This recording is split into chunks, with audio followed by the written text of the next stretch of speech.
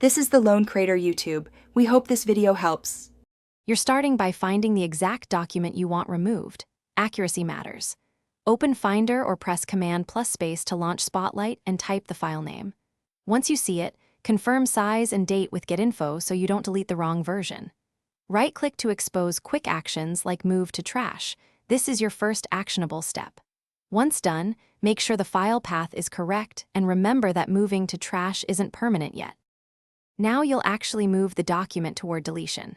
Select the file and press Command plus Delete to send it to trash quickly, which prevents immediate permanent loss. Once in trash, open the trash window and preview the item to double-check. This prevents accidental permanent deletion. If you changed your mind, use Putback to restore the file to its original location. If multiple files are involved, hold Shift to select ranges before moving. To finish, permanently remove the document by emptying trash. Choose Finder Empty Trash or press Shift plus Command plus Delete to initiate deletion. This makes recovery from standard macOS tools unlikely. If a file is locked or stubborn, hold Option while emptying to force removal.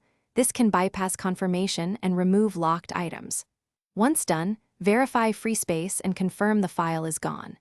If you encounter errors, restart and try again, or boot into safe mode to delete problematic files as a key troubleshooting tip.